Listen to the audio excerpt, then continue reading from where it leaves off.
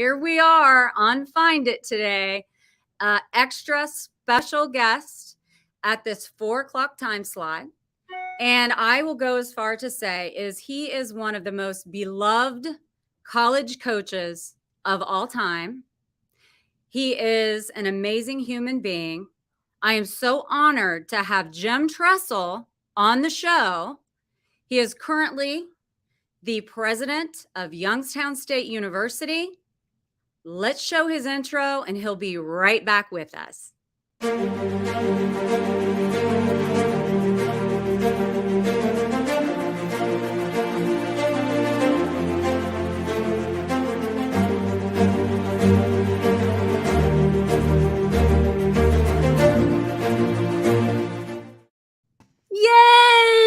He's here. I recognize those pictures there. I know that young lady in her graduation gown. Yes, you do. And that's how I have the privilege and the amazing honor to even know who you are, is because of my wonderful daughter introduced me to you. And that has been a journey in itself. But I want to talk a lot about Youngstown State because it's near and dear to my heart. Tori just buzzed in and did a smiley face. I saw that. Live. Hi, Tori. And Youngstown State is an amazing university, and it's near and dear to my heart personally because my daughter did go there, and mostly because of you, and you're an amazing recruiter, as we all know that. But a lot of people are here because you're Coach Tressel forever. That will never, ever, ever go away. And so do you honestly, do you know the impact that you left in Columbus? The amount of people who still talk about you and are inspired by you and admire you. Now, we had 10 wonderful years there, and I actually had 3 years as an assistant coach back in the 80s there. And you talk about being blessed, and we had an unbelievable opportunity to meet so many people, and I still talk with my former guys all the time from there and friends from back there. In fact, about 15 of us are going to be at a little lake this coming weekend with a little fishing trip right down there in Central Ohio that every year we get the old band together and have some fun and maybe even have a cigar. And we don't catch many fish, but we have a lot of time together. And we just remind one another how blessed we were to have that time together and see the joy in the hearts of the Buckeye fans when we had a good game and be with them there when we didn't have as good a game. And it was a magical time for us. Yes, that was an amazing decade for sure. And, we also have to talk about the fact that you had a signature style, right? It was really wide known, not just in Ohio, but that Coach Tressel wore the sweater vests. Do you still wear sweater vests?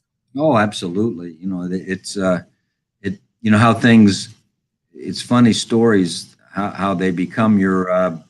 I guess the way you're supposed to look. When I first got to Ohio State as the head coach, they asked me. They said, "Well, what do you plan to wear on the sideline?" I said, "Gosh, I don't know. What do you want me to wear?" And they said, "Well, what did you wear at Youngstown State?" I said, "Well, it's a little chilly up in Youngstown. Our stadium was nicknamed the Ice Castle, and we played a lot of night games." I said, "So a lot of the time I wore a sweater vest," and they said, "Okay, you're wearing a sweater vest, and even if the game's at 12 noon in Ohio Stadium and it's 92 degrees, you're wearing a sweater vest." And I thought, well, whatever, I'll do what you ask, and so then we started wearing that forever.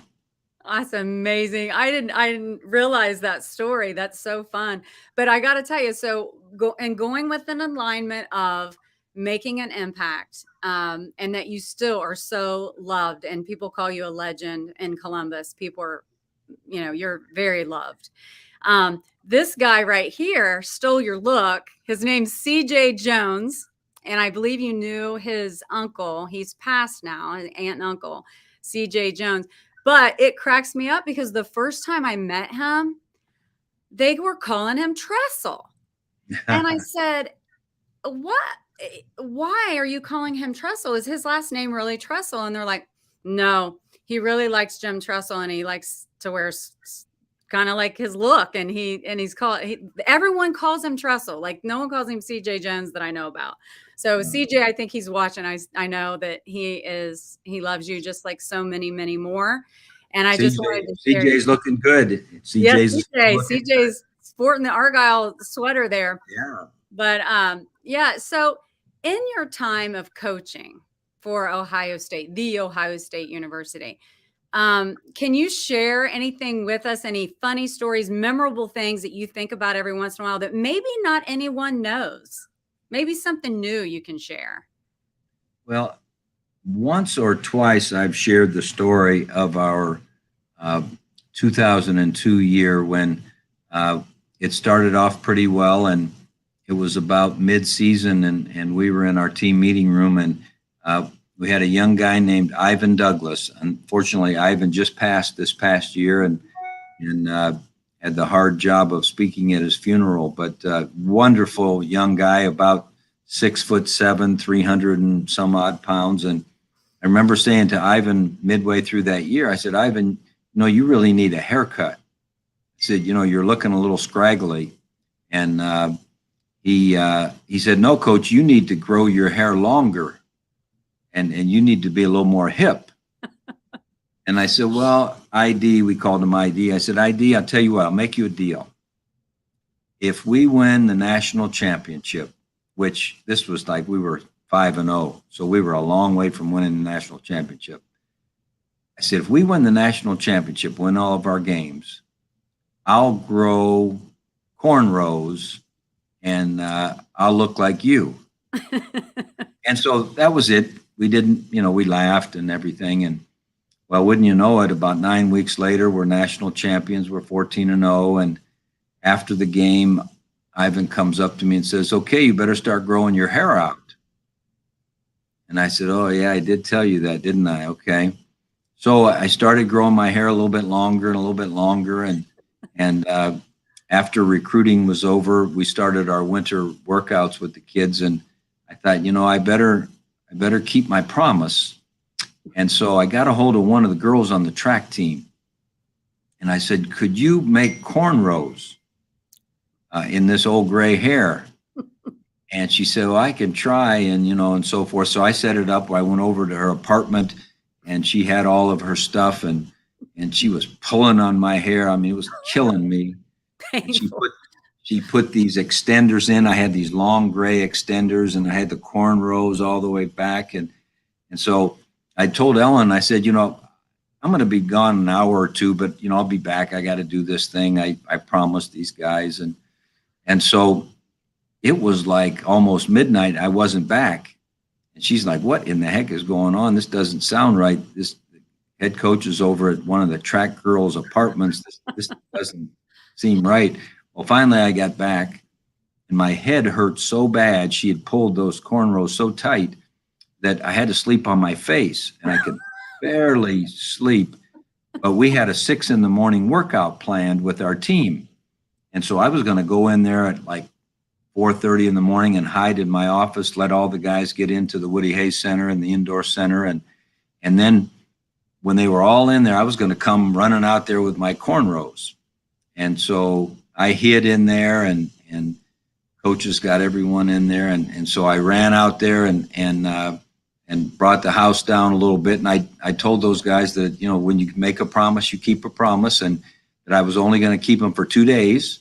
And I was going to hide the entire 2 days, not let anyone see me. And if it were 2022, cell phone cameras and all the rest, but our guys were all out there ready for their workout. And the only one that got pictures and videos of it was our video guy named Mark Quisenberry. And he has promised me that he would hold those to his death and not let anyone see me in my cornrows. But what was interesting was it hurt more taking them out than putting them in.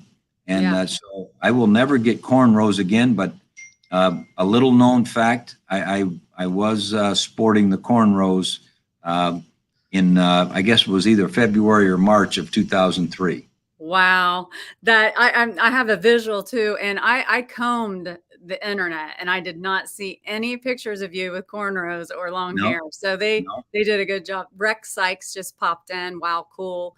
He is an amazing author, really actor, producer out on the West Coast. Bob Donnell, he's here. Hello there, great guest and great host. Thank you, Bob. There's a lot of people piping in to see you and to say hello.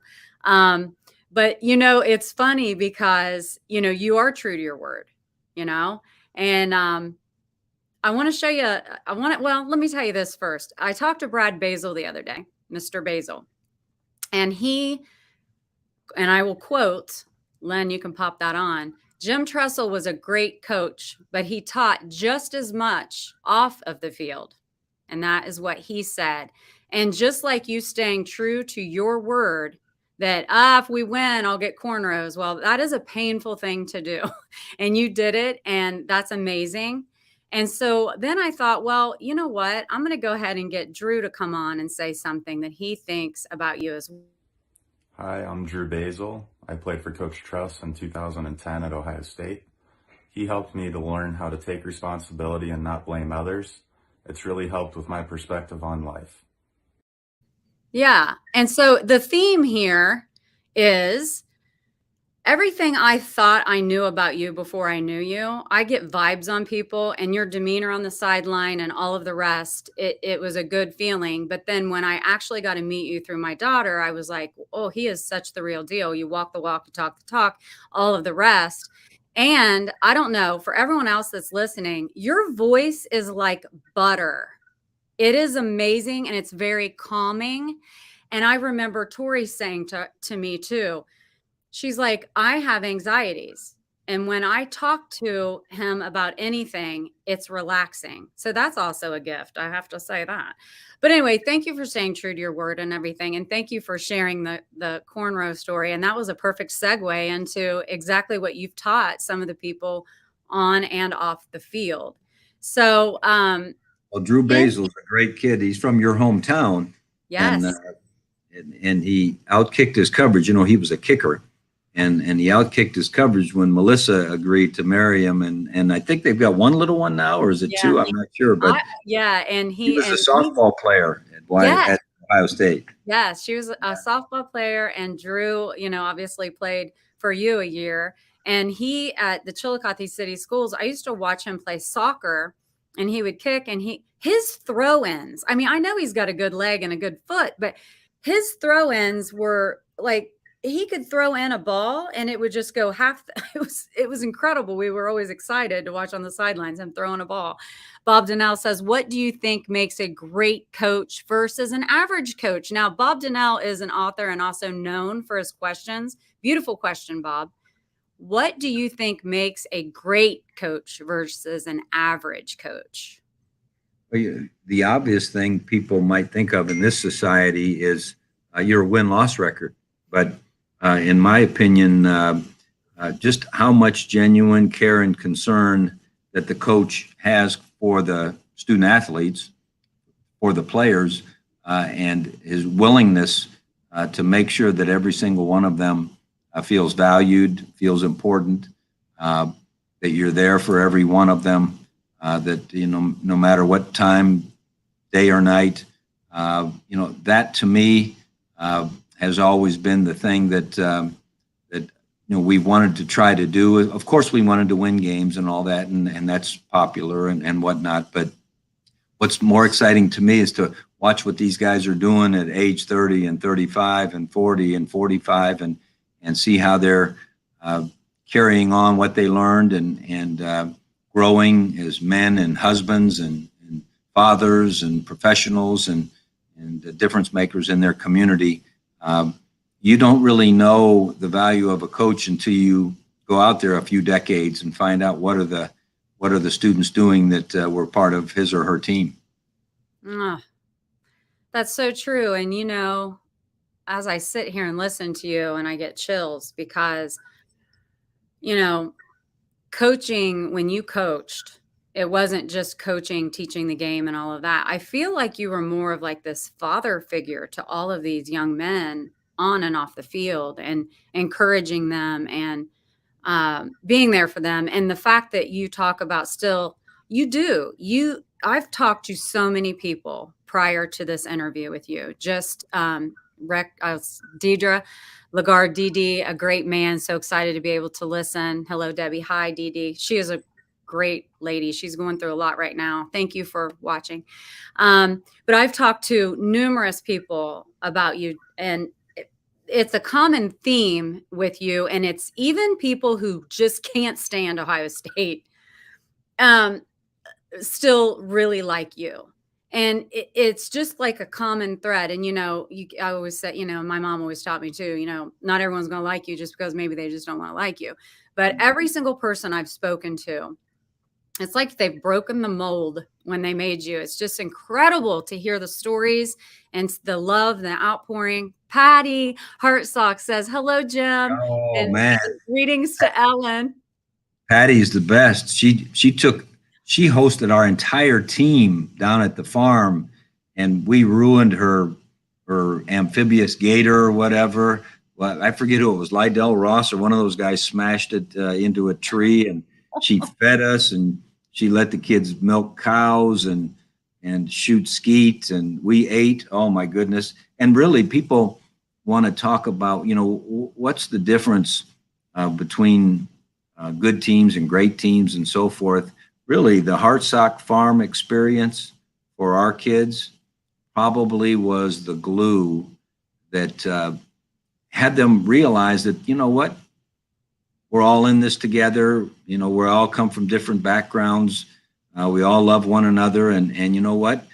Fortunately, we were very talented as well and went on and did great things. But I can't thank the Hartsocks enough. I mean, they're difference makers. They are. And I was going to do something else to bring this guy on, but since Patty piped in.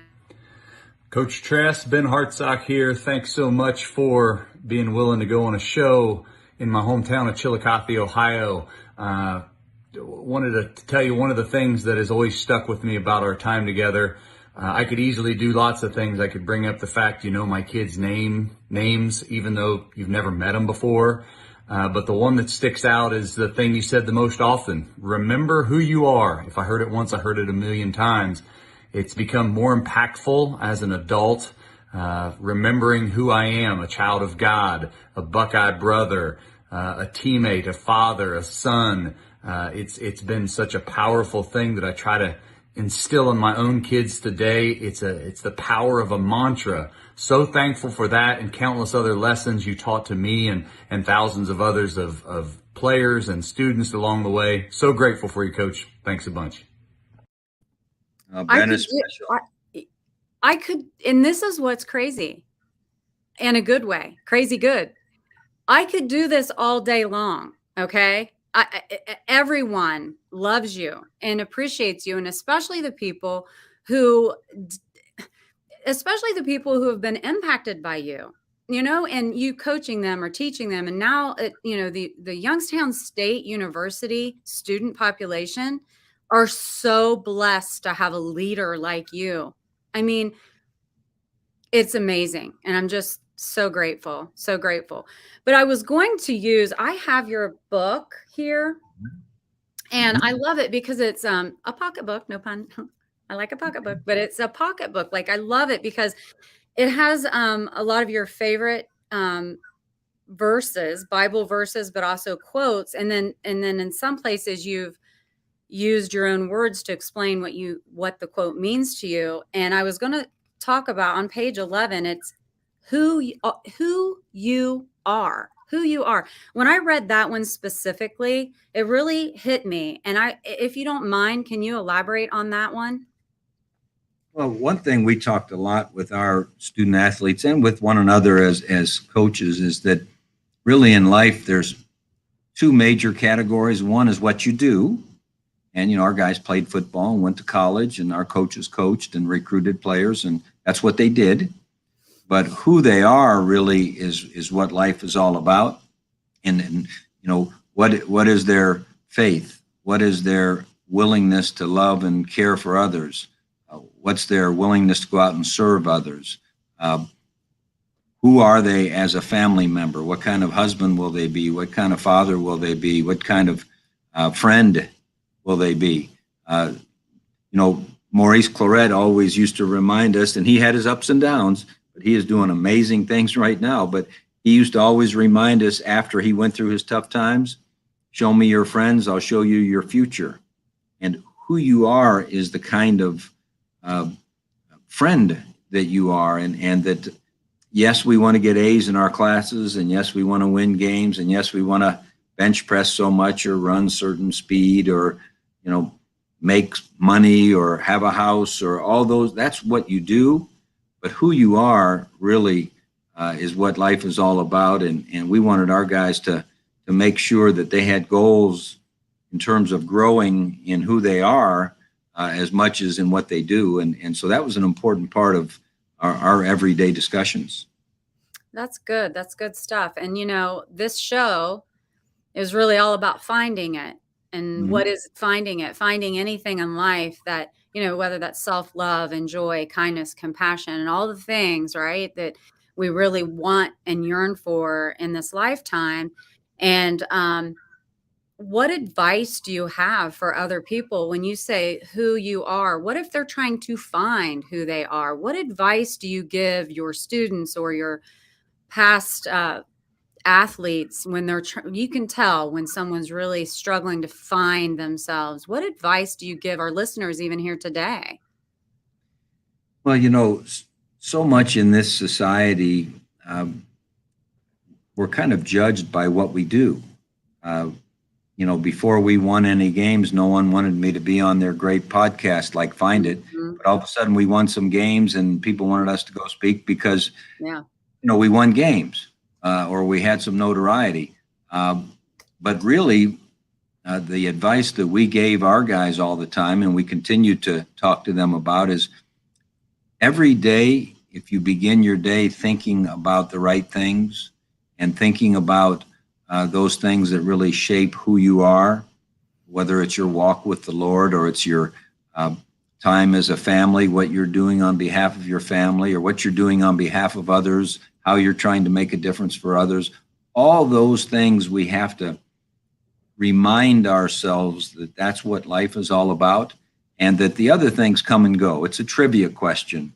And, what year did you win the championship, or how many sales did you make last year, in your sales organization or whatever? That comes and goes. But spending that time really working on that good feeling about who you are.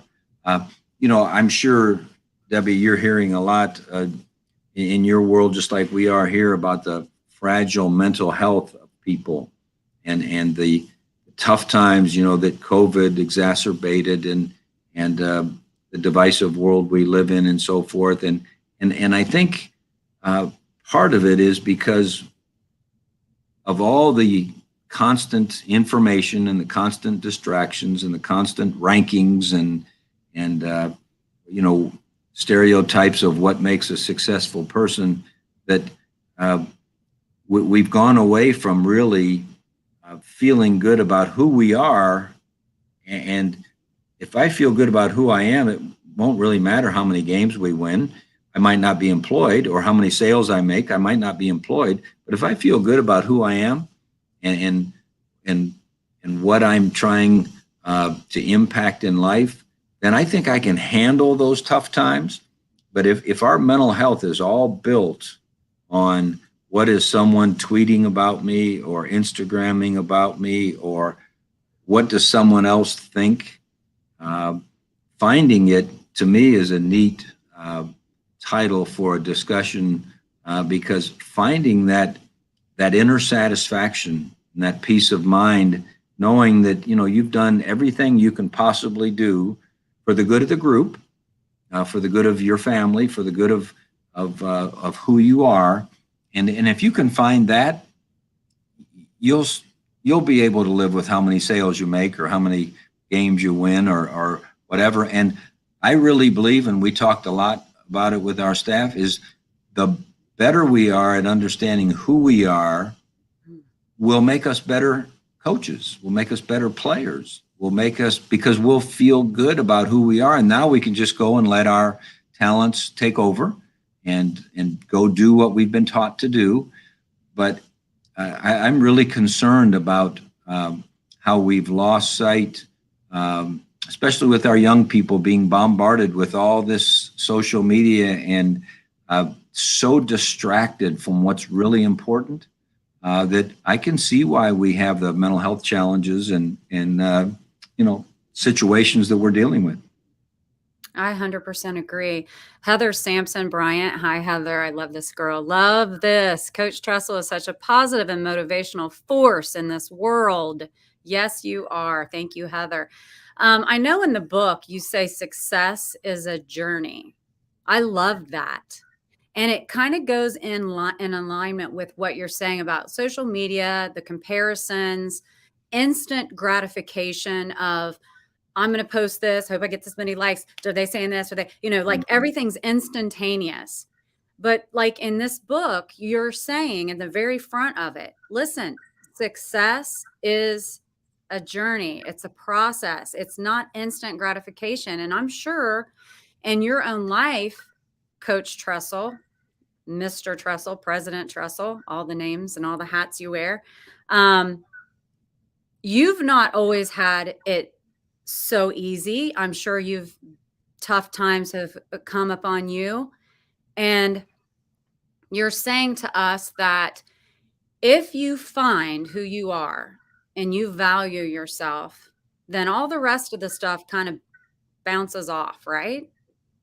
I don't know if it bounces off, but you're able to handle it because, you're going to have disappointments.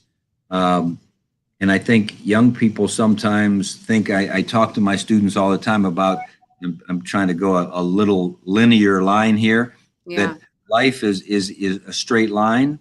And really, life isn't a straight line. Mm-hmm. You are progressing a little bit and then you hit a little dip. Something might happen. Studied for the wrong stuff on the test. Didn't get promoted. Didn't make the first string. Didn't win the game.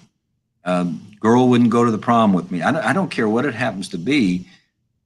You're going to hit those moments. But the journey of life is all about when you hit those tough moments that you can get back going in the right direction. How you handle the hard times is really what life is all about. And I can honestly say, and I bet you a lot of the listeners can say the same, some of the things that happened in our lives that we thought were the most difficult, devastating things ever ended up turning into opportunities and blessings that you never knew you would have. But you didn't know it at the time, and it hurt, and you can't even believe that it happened or whatever. It's all about how you handle it. And I remember when we left Ohio State, and one of my old mentors said to me, one of the most impactful, profound statements ever made, Dr. Pat Spurgeon, and he was an old English professor that was a guy that I talked to constantly. When we left Ohio State, he said, the next chapter of your life will have much more impact than this last one. And I'm thinking, whoa, wait a minute. Now, I was just the head coach at Ohio State. What do you mean, my next chapter? He said, listen to me. Your next chapter in life will have more impact than your last one if, here's the important part, if you believe it will. And that you have to go and make it that way. Well, it's the same thing with any disappointment in our lives. If I didn't get the job, if I didn't get into, the medical school I wanted to get into, whatever, your next chapter can and will be more impactful if you totally believe that it will, and you go do the things on that journey of success that are called for the moment. And so that's why I love the sport of football, because never in a game did every play go the way you wanted. Every season didn't go the way you wanted. You learned so many lessons when you were knocked down and disappointed and it didn't happen the way you wanted it. You learned that lesson that, you know what? What's important is what's next. That's what's important. And everybody on this call right now could go back in their life and think about a disappointment, think about something that didn't go the way they wanted, and think about how they handled it successfully or didn't handle it. And it allowed them to spiral a little bit. And in that law of progression, it isn't that you're going to stay in a linear fashion. We know we're going to dip. The key is make your dips short. Mm-hmm. So if your dips go down and you crash, that's when real problems occur.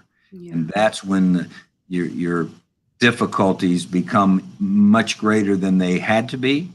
And, that's the beauty of that journey of success. We always talked about the fact that the first step in the journey is having that dream and setting those goals and making those plans and thinking about all those things you want to do.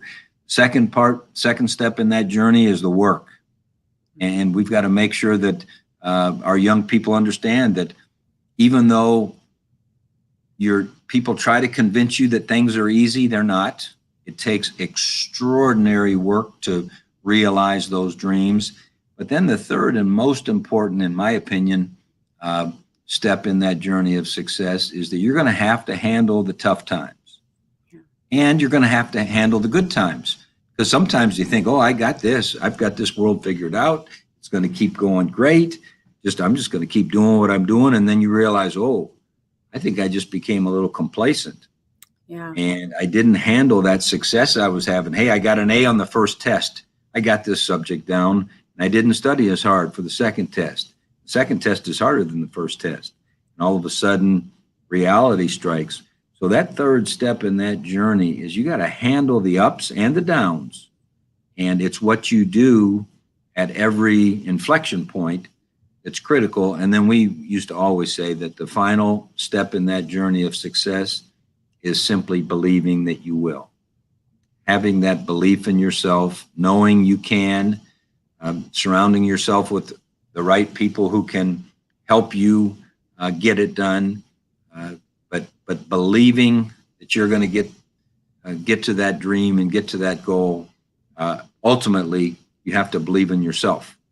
That is so true. And sometimes it's not as easily said or as done as it is to say. But also, I just want to reiterate this too, to our listeners and to me. I'm a sponge right now. I'm taking this all in, and I'll watch this on replay anytime I need a little bit of a boost.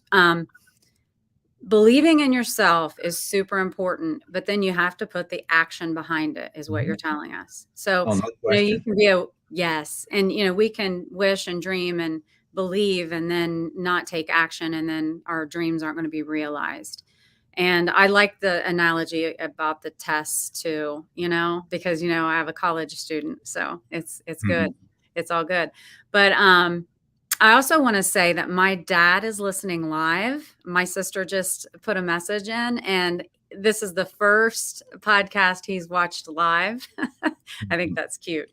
But so I want to say too, I'm going to go back a little bit to the fact that the legacy that you've left in Columbus, the amount of admiration that people all around, even outside of the state of Ohio, have for you. And I have a really close girlfriend. We went all through school together, and she doesn't know you personally, but and she's not a big fan of very many people. You have to really earn it. Like, she is that girl. She's just like, if I love you, I'm going to love you because of X, Y, and Z and this. So I just want you to, this is Susan, one of my besties. Hi, Coach Tressel. I'm a huge Ohio State fan, and you are my favorite football coach. I love how you led the program with character and integrity.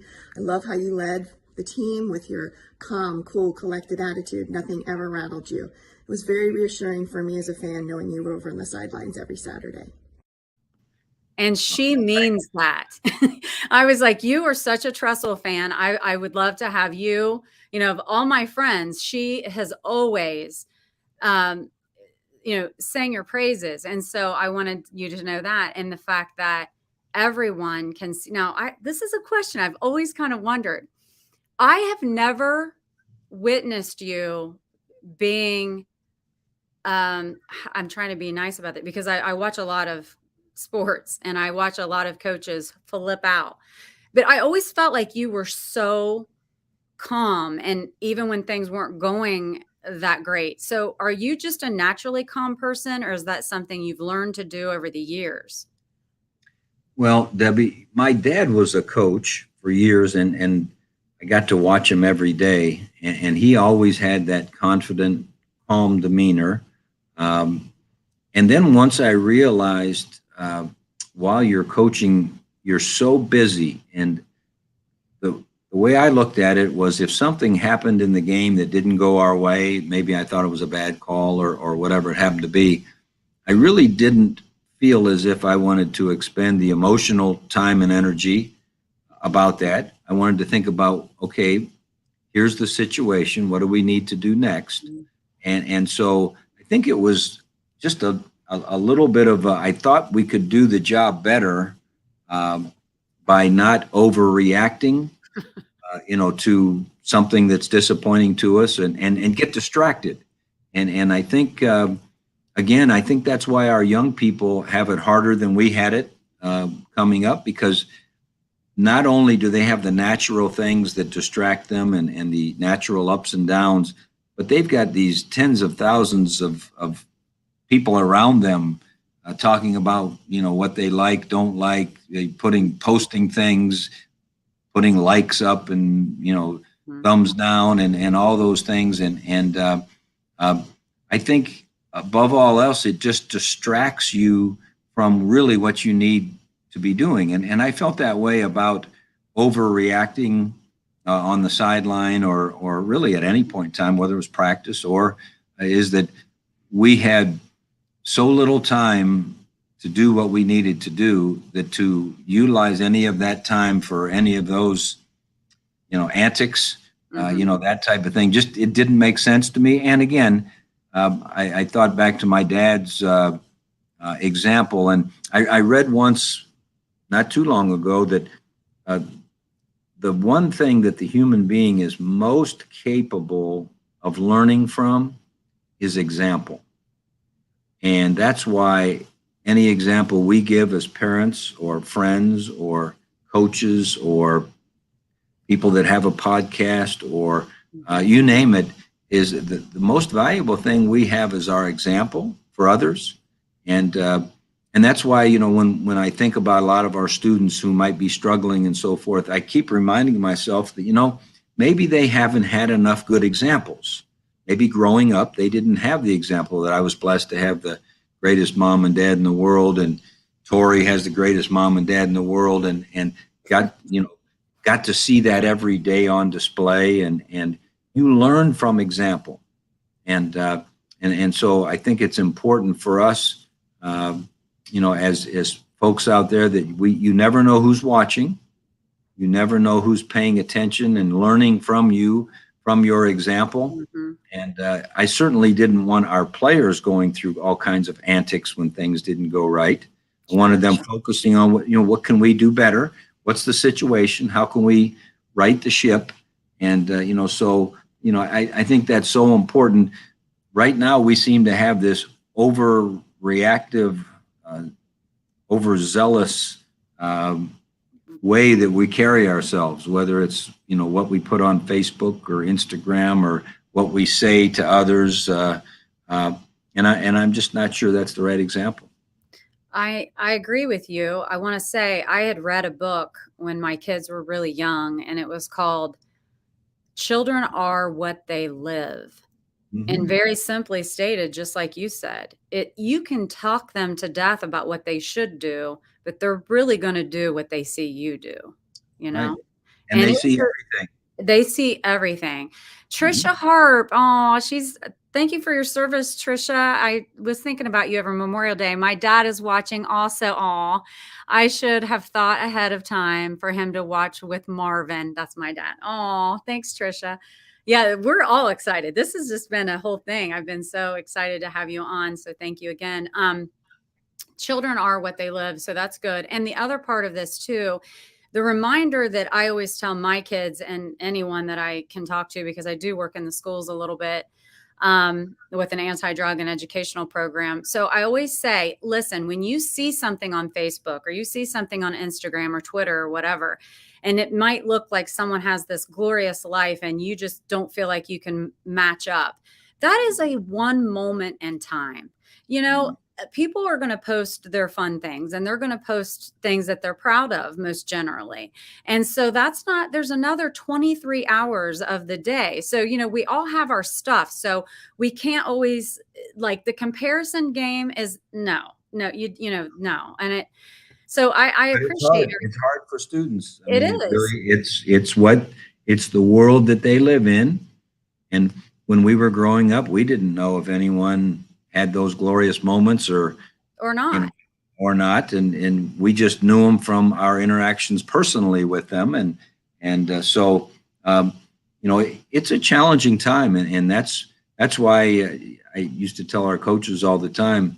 There's never been a more important time for great coaches or great teachers or great parents, because this is the most difficult time in my lifetime to have young people growing up.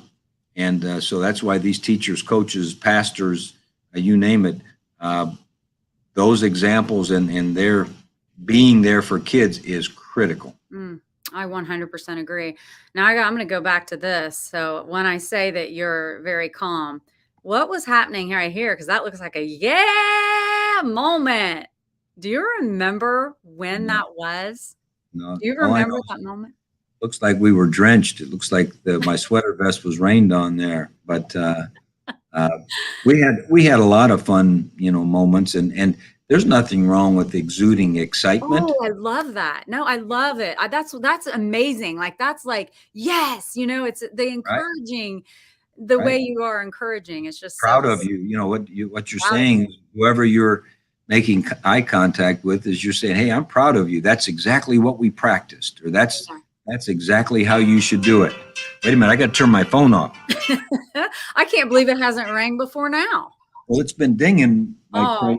with text or something, but yeah, that encouragement and all of that is what is now going to bring me on to this, because you also encouraged this gal. Hello, Mr. Jim Tressel. It's nice to see you again, at least through my mother. I would like to say how much I appreciate and love our friendship. And I remember you told you my freshman year of college, I said, I want to be a lawyer. And you said, you can do it. And I have a job at the prosecutor's office and I'm in law school. So you were right, like always. Go Gwens. well, Go your Gwen. Your daughter's a special girl, and it was fun to watch her blossom and gain that confidence that she could do whatever she wanted to do. And in fact, her old roommate Katie Gamble just finished graduate school. She was working as a grad student for us in a new project we have, and she's going to Denver. Yeah. She's moving out to Denver, and I remember those two 18-year-olds, you know, coming to campus together, and both of them, you know, wondering what life was going to be like and wondering if they could. And look at the two of them doing extraordinary things. Oh, I know. And it's so amazing. And I want to go back to the fact that, you know, Youngstown State University and you know, namely you, and the encouragement that you gave her. And you're right, Tori. Oh, that's my sister. My favorite podcast so far. Well, good, sissy. I'm glad. But it was, you know, Tori struggled a little bit with anxieties and things like that, and didn't think that she would be able to maybe go to a larger school or whatever. But I'm going to tell you the truth. And I want to say this publicly. And I know Tori and I talked about it and she said it's totally fine. But if it had not been for Youngstown State and her beginning years in college, I'm not sure how far along she would have gotten. I think that there's no coincidences in life. I feel that when she was a junior and we buzzed up to Youngstown State to interview you about drug testing athletes, was when we first met you.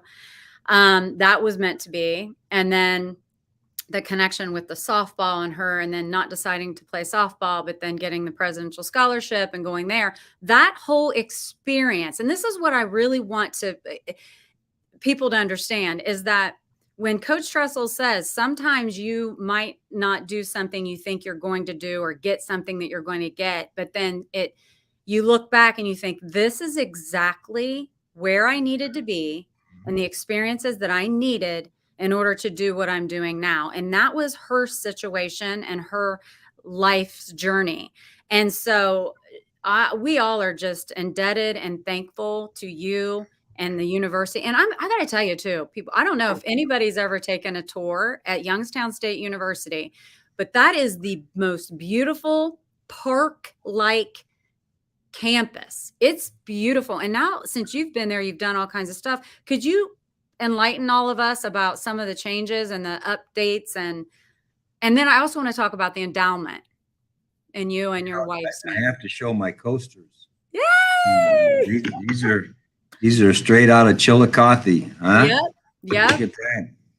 Tree Campus USA. Yes. Sandy Steinbrook's daughter. And I think she has a company now called Harper Designs, made those for us.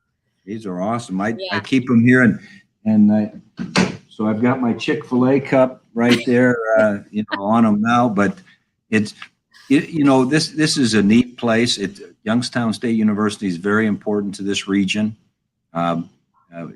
It's a difference maker for so many students. Our faculty is extraordinary.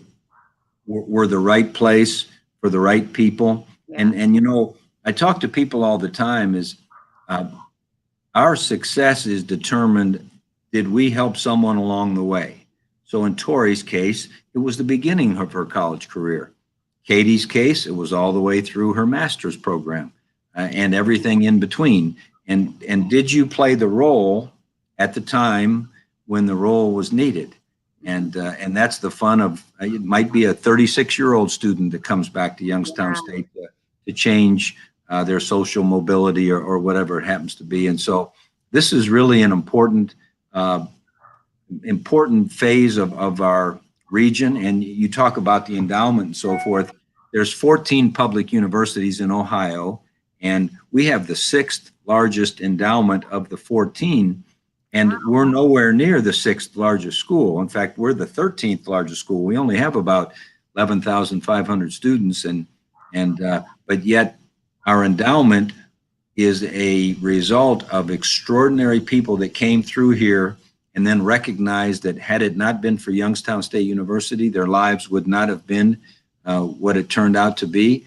And they're the ones that are paying forward and making sure that our students get the scholarships and get the opportunities that they had. And so we're awfully proud. I think before the stock market started going down a little bit, I think we were somewhere in the neighborhood of $360 million in our endowment. So for a school this size, that's incredible. That's pretty good. And I think the stock market has beat us up a little bit, but it'll be back up. And we're really proud of our alumni and friends who believe in us. You always say that people talk about what they believe in, but there's 2 places to check, and you'll really know what they believe in. Check their calendar, because it's where they spend their time, and check their checkbook, because it's where they spend their treasures. That way you really know what they can tell you all they want, what they believe in and what's important to them. You check those 2 places, and you know what's important to someone. That's good. I didn't see that in the book. No, I wasn't in the book there. That's because I didn't want to infer that you had too many purses. That's awesome.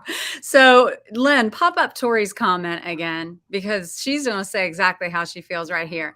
Youngstown allowed me to truly find myself. YSU was the most important part of my journey, and Mom knows that for a fact. So there you go. Well, that makes us My sister then says amen. And look what I have. I have this. She got this it's the Youngstown. It was the welcome. They made these. See the little Youngstown little guy, the little penguin, and that's so cute. And then I got it a graduation cap. So you guys, I took Tori back to, and how gracious Mr. Tressel was to meet us for senior pictures, because Tori said, if it wasn't for Youngstown, I wouldn't have had the courage to go on to Ohio State and finish there and then go to law school. That's the ownership of it. That's what she has said with her own words. And so we went and got graduation pictures with you, and thanks again for doing that. So what this year, 2005, I was pulling out my old garb. What was happening in 2005 for the Buckeyes? I don't even. Well, 2005, we had a good team. We played Notre Dame in the Fiesta Bowl and beat them pretty good. Okay. Yeah. And we were co-champions of the Big Ten. And guys like Santonio Holmes, I think, was a senior. A.J. Hawk, I believe, was a senior. Dante Whitner. We had a number of the kids went on and had unbelievable NFL careers, but we were blessed with so many great kids. And you had Ben Hartsock on there. I think Ben played, 12, 14 years in the NFL. And he just makes you so proud. Now, occasionally, as you know, I don't get in the car very often because I drive around campus in my Gator. Yeah, but, when I occasionally get in the car and turn on the radio, sometimes I tune into Ben Hartsock's radio show. Yeah, that's right. And it's so much fun to listen to him diagnose things. And he's a deep thinker, as you know, and very insightful. But I just think about, the blessing we've had to have so many wonderful young people, whether they were Ohio State Buckeyes that a lot of people might recognize or YSU Penguins like Katie Gamble or Tori Bettendorf that maybe not as many people know their names, but they're just as special to us as any other. I believe you. I know that you mean that. That's the beauty of this. I just know how genuine you are. And we're almost to an hour, and I don't know how it happened because I could honestly listen to you forever, but I want to value your time as well. Is there any what are you planning, or what are you currently doing? Like you're the president of YSU. Are you doing guest speaking events? Are you what else do you have going on? Not that you should have anything else, but well, when COVID came along, it really changed the world, and it was a different kind of busy. And so I think all of us are kind of just getting back into our groove. And so getting out a little bit more, but every minute you're away from campus, I feel as if, just like I didn't like being away from my team when I was coaching. I hate being away from the needs of the campus and so forth. One exciting thing that we're working on, and Katie Gamble was part of, we have a new division of workforce education and innovation. One of the biggest needs we have in our nation right now is to develop our workforce. We have so many opportunities, just like Intel down by you. Intel is going to give so many opportunities to not just the people working at Intel and building it and so forth, but all the supply chain companies. And it's going to make, the Silicon Heartland and all that type of thing. Yeah, in Columbus, right in Columbus. Oh, yeah, it's going to be incredible. And so we've been working and developing a whole nother division just to help our students stack on credentials onto their degrees and so forth. But one of the ones in particular that we're working extremely hard on is our Institute for Leadership and Teamwork. And one of the things is I talk to employers and I talk to folks out there looking for the next great employees and so forth, is that they feel as if the students are coming out with all the knowledge that they need, but maybe not some of the other skills, understanding teamwork and discipline and punctuality and selflessness and gratitude and all of those different types of things. So we're in the midst right now of building this Institute for Leadership and Teamwork, and we're going to roll it out with a test group of our students this summer. And then we're going to have 4 or 5 test groups in the fall semester with the hopes of really rolling it out in a big way so that our students can leave here with personal leadership badges in a variety of different areas. And, so it's kind of a new, it's a new innovative approach we have to try to add value to the experience that our students have here. And it's a little bit of a full circle thing for me, Debbie. It's, I began my coaching career working meticulously, constantly with 100 guys. And then, it blossomed into a whole university. And it's kind of my way to circle back and get a little bit more intimately involved with the individual students so we're working on that. And so probably within the next 4 or 5 months, if you go onto our website, you'll be able to see the Institute for Leadership and Teamwork in full steam ahead. And hopefully this summer we'll get it all wrapped up and we'll have a whole host of what we call guest servant leaders that will serve as the instructors. And every instructive unit is 5 minutes long. And because today's student doesn't want to sit and listen to, 45 minutes, they have to do that in class and so forth. But what extra value can we add to them? It's all going to be in 5-minute bursts. That's so cool. That is going to work, or it's probably already working. And they're going to have to fill out goal sheets, and then they'll have a peer coach, another older student who will mentor them. And so anyway, that's our latest thing. That it's kind of the project. We've built all our buildings and done all that kinds of stuff, and we wanted to add something that our students could take with them to hopefully be a difference maker for their lives. That's amazing. Of course you are going to do that. I mean, I know, I see Lynn down below clapping, and that's so cool too, because let's just face it, like we can't make these kids, learn like we did. So how can you adjust ourselves to help them learn better? So 5-minute bursts here and there, and they're going to say, hey, I'm in it for 5 minutes. I got that. I can do it. Yep. And that's really ingenious, actually. I love that. And it's going to be a really diverse group, very young group of guest servant leaders, very diverse. So far, I think we have 72 guest servant leaders in our group. And I think 37 are women, 35 are men, and 39 are underrepresented ethnicities. And so, I want all of my students, when they flip on the screen and they decide who they want to learn from, I want every one of them to feel as if, hey, there's plenty of people on this screen that look like me and that maybe major in what I'm majoring in or are doing what I'd like to do. And so we've really, a lot of my former players from YSU, Ohio State, guys I've coached with, people in the business world, trying to keep the ages low because, they don't want to listen to old guy with gray hair, talk to them. They want to, have someone that they can relate to. But so it's going to be a fun thing. And that's going to be kind of, you always have to plan what you're going to do when you get old and gray. And that's something I think I can do, long after I can be a president and that type of thing.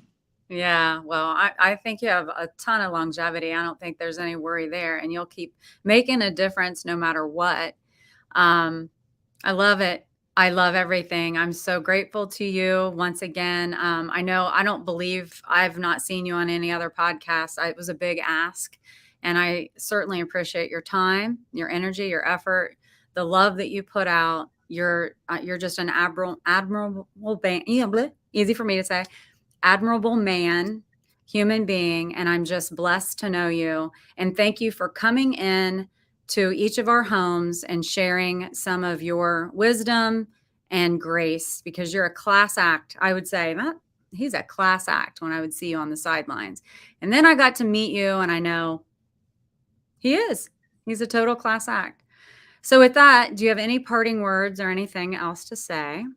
Well, you know what? I think if we spend enough time with the right people, we can find it. Oh, I love it. With that, we're going to go to our outro. Thanks for watching, everybody. Hey, wait, see you tonight at 8 o'clock with Dr. Cohen. Now today at 4 o'clock, I had the Jim Tressel, and he is a rock star, but Dr. Cohen is a doc star. We'll see him tonight at 8 p.m. See you later, everybody. Yeah.